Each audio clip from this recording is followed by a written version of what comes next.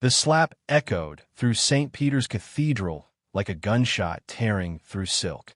One moment, golden chandeliers bathed Lagos's most elite wedding in heavenly light. The next, a groom in a pristine white tuxedo stood over a trembling old woman, his hands still raised, his face twisted with rage. The choir froze mid-note. 300 guests held their breath. And somewhere between the marble pillars and stained glass windows, a mother's heart shattered into 1,000 silent pieces. This is the story of Mama Nem, the woman Lagos would come to know as the Mother in White. But before she became a symbol, before her tears turned into a movement that would shake Nigeria's conscience, she was simply a woman who loved too much and a son who forgot too easily.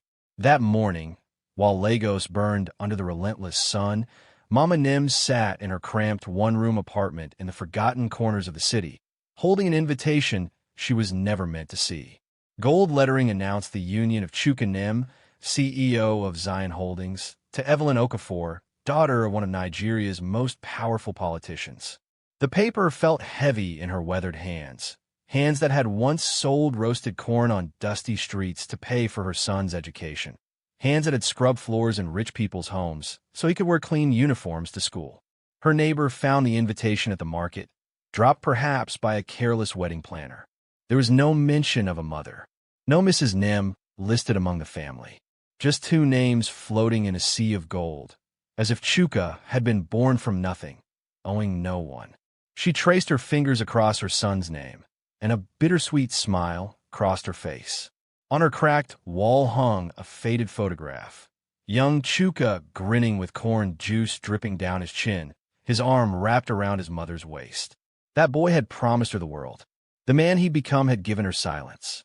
Outside, children played and shouted, "Mama Nem, we heard your son is marrying on TV today. You'll be rich now." She chuckled softly, a sound like dry leaves rustling. "I don't need to be on TV, my child. I just want to see him happy." But her neighbor, Mama Kayoma, gripped her arm with urgency. "Don't go. You know he didn't invite you. Those people don't like seeing poverty at their parties." Mama Nem stood slowly, her joints creaking with age and labor. A mother's blessing doesn't need an invitation. She opened her wooden wardrobe and pulled out a faded white dress, the one she'd worn to Christmas Mass years ago.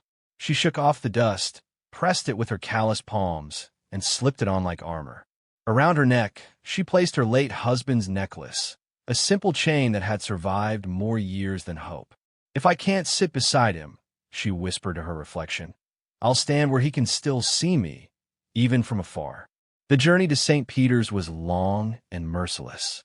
No money for transport meant walking through the beating heart of Lagos, past the gleaming Zion Holdings billboards featuring her son's confident smile and the slogan, "We build futures."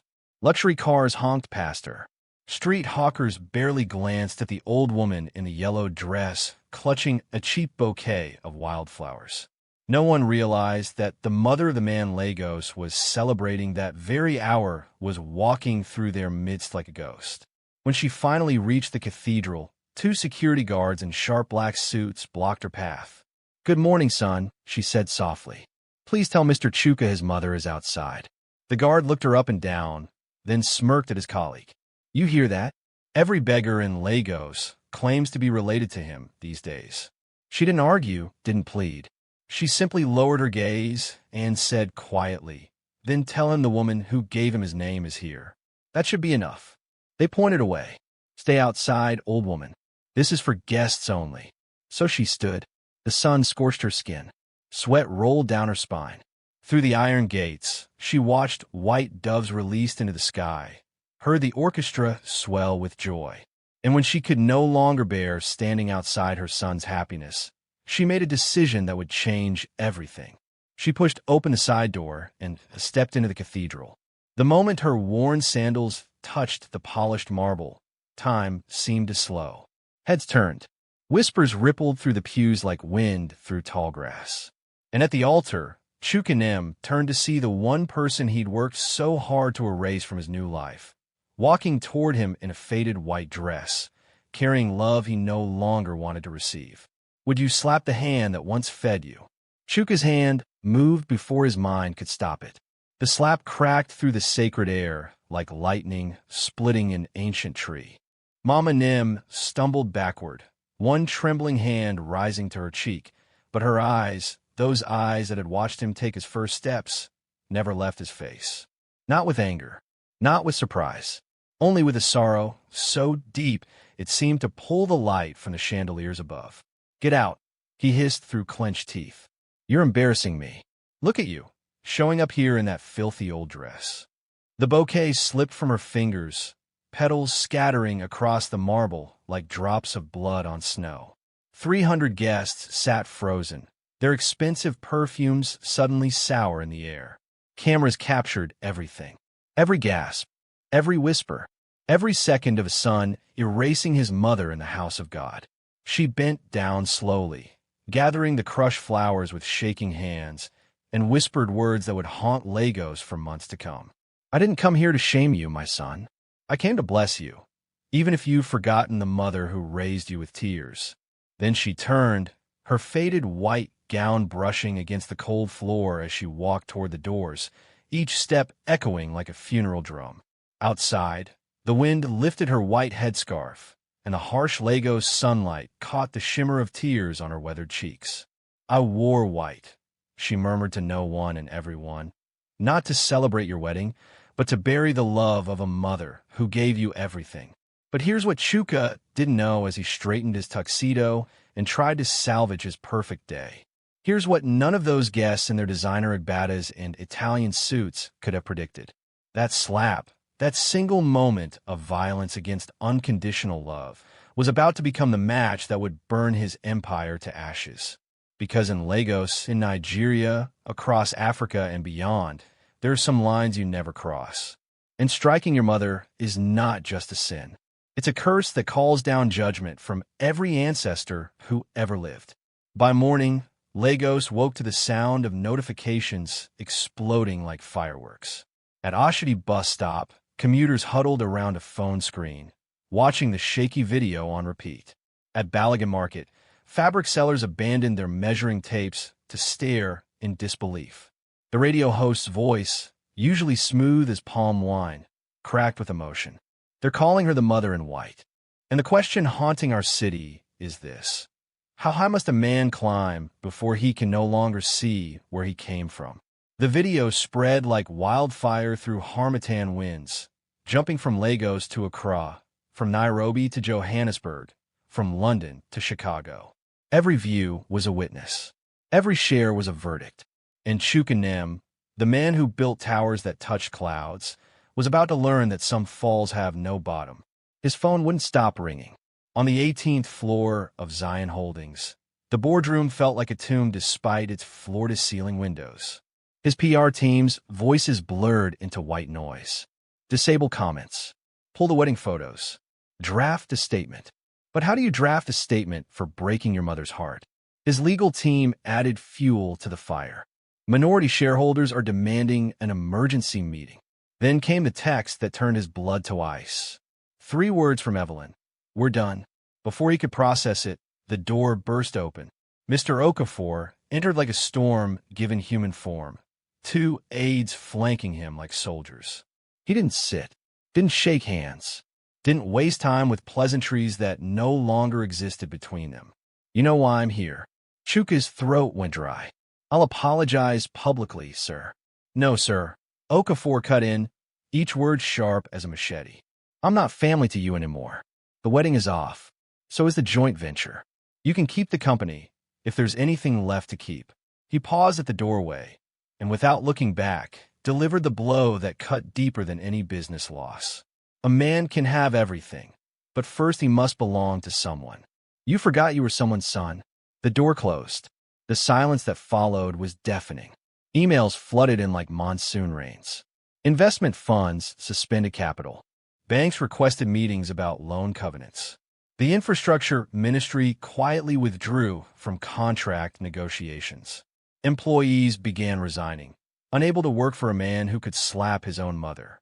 By noon, workers were dismantling the massive "We Build Futures" billboard outside headquarters. The letters fell into bins with hollow, mocking thuds. What future was he building now? What foundation remained when he'd struck the very ground he stood on? But something else was happening in Lagos, something Chuka couldn't see from his glass tower. In the streets, in the markets, in the churches and mosques, people were sharing stories. A young man at Siyastan said, "My mother sold beans for 10 years so I could study. I kiss her hands every Sunday." A woman buying fabric added, "On my wedding day, my mother stood in the sun pinning scarves for guests." I will never forget. Each story was a thread, and together they wove a tapestry of light that exposed the darkness of what Chuka had done. The mother in white had become more than one woman. She had become every mother who sacrificed in silence, every parent forgotten by children who climbed too high to look down. That night, as rain began to fall over Lagos like heaven weeping, Chuka sat alone in his penthouse. The room was dark except for the city lights stippling the windows like distant stars he could no longer reach. On his counter sat a package that had arrived that morning. Inside, an old photograph. A gap-toothed boy clutching roasted corn, standing beside a sunburned woman with gentle eyes. On the back, in his mother's shaky handwriting, "If you ever forget your mother's face, remember the hand that fed you." His hands trembled as he held it. The board had decided. The shareholders had judged. The bride had vanished. The empire was crumbling. But none of that mattered anymore, because suddenly, with a clarity that felt like drowning and breathing at the same time, Chuka realized he'd lost the only thing that ever truly mattered. He stood abruptly, grabbed his jacket, and walked out into the rain-soaked night. No driver, no bodyguard, just a man searching for his mother in a city that had already convicted him. Would he find her? That question drove Chuka through the rain-soaked streets of Lagos like a man possessed, his expensive shirt clinging to his skin, his polished shoes splashing through puddles that reflected the broken pieces of who he used to be. Above him, what remained of the Zion Holdings billboard swayed in the wind, just the letters Z and H still hanging, two fragments of a name that no longer meant what it once did. The rain fell harder, as if the heavens themselves were washing away the man he'd become to reveal the boy he'd forgotten. Each step took him farther from his glass towers and closer to the dusty streets where his story truly began, where a mother once carried him through hunger and hope, singing songs he could no longer remember but somehow still felt in his bones. The old housing compound behind the abandoned bus terminal looked like a painting left out in the rain, colors bleeding into shadows. A single yellow bulb flickered above a weathered door. When the elderly landlady opened it and her eyes met his, recognition flashed across her face like lightning. "You're her son, aren't you?" He nodded, his voice cracking under the weight of 3 days without sleep, without peace, without the one person whose forgiveness he needed more than breath. "Yes, my mother, Mrs. Nem. Is she still here?" The woman's silence stretched longer than any boardroom negotiation he'd ever endured, and when she finally spoke, her words fell like stones into deep water. "She left 3 days ago. Told no one where. She only left dried flowers and a note on the table." The room was almost empty, just a bamboo bed that sagged in the middle, a few clothes folded with the precision of someone who owned so little they treated each item like treasure. On the table sat the wilted bouquet, the same flowers he'd watched fall from her hands onto marble floors. The smell of damp walls mixed with fading petals created a sweetness that made breathing feel like drowning. His hands trembled as he picked up the note, her handwriting crooked but clear, each word a nail driven into his chest. "If you return, don't look for me. I forgave you with the first slap. Live as if each morning I still sweep the yard, and each night I still light the lamp waiting for you. I carry no anger, only prayers. Learn how to bow your head, my son." He pressed the note to his forehead as if the paper could transfer her forgiveness directly into his skull, into his heart, into the hollow place where his pride used to live. Outside, rain drummed on the tin roof like thousands of footsteps coming home. He stepped under the awning and looked up at the deluge, and through the sheets of water, he thought he saw her, that white dress clinging to her frame, bouquet in hand, walking slowly across the alley. "Mama!" he called out, his voice swallowed by thunder. But when he blinked, only rain remained, and he stood there shivering, wondering if grace always appears and disappears before we're ready to receive it.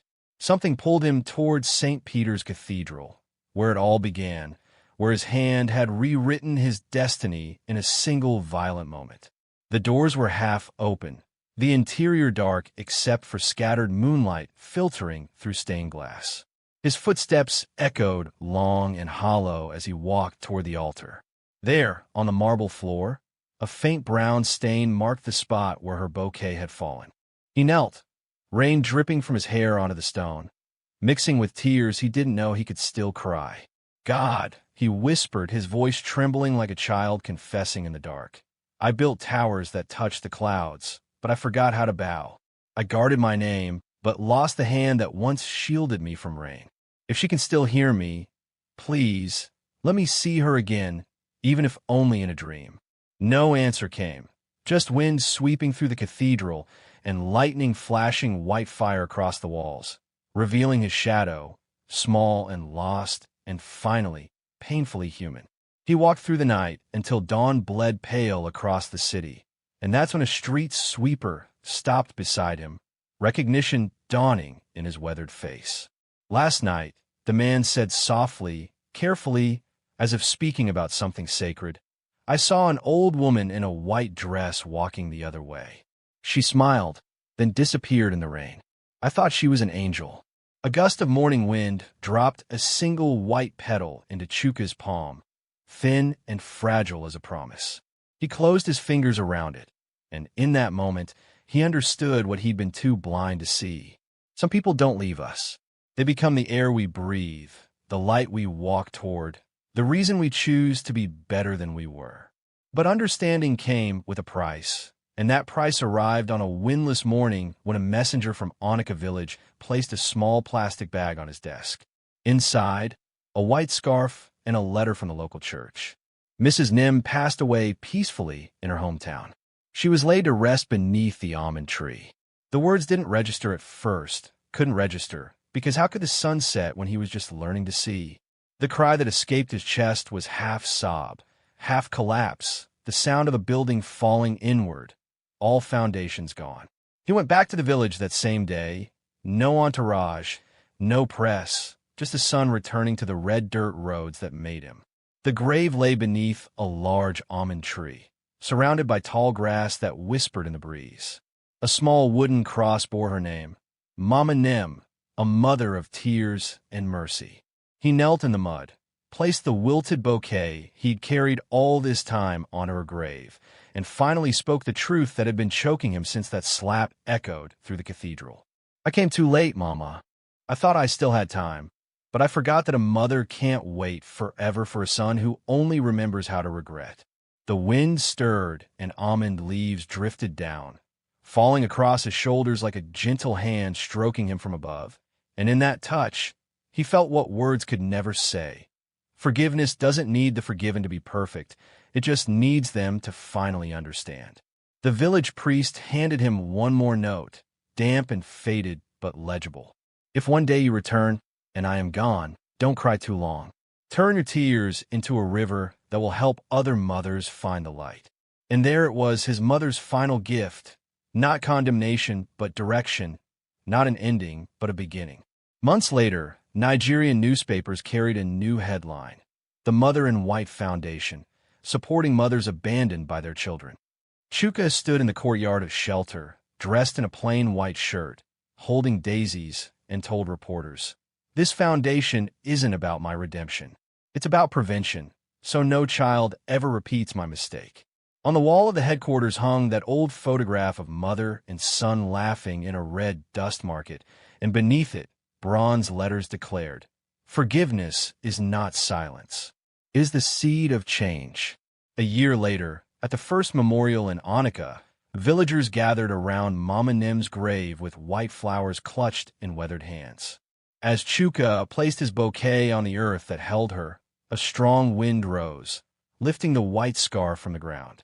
It danced through the air and came to rest gently across his shoulders, and he smiled, looking up at the golden sky where almond leaves shimmered like blessings finally finding their way home. Drums began to rise in the distance, mingling with voices of village women singing for a mother who left quietly, but whose love would never fade. So here's my question for you. Wherever you're watching from, Lagos, Nairobi, Accra, London, Chicago, Johannesburg, is your mother still here? If yes, call her today. Tell her something you've never said. If she's gone, do something good in her name, because the best apology is the life we choose to live after we finally understand what we've lost. Drop a comment telling us one thing you'll do differently after hearing this story. Share this video so another son, another daughter remembers before it's too late. Subscribe to African Tales by TTL, because every story we tell is a mirror, and sometimes we need to see ourselves clearly before we can change. The mother in white is watching. What will you do with the time you still have?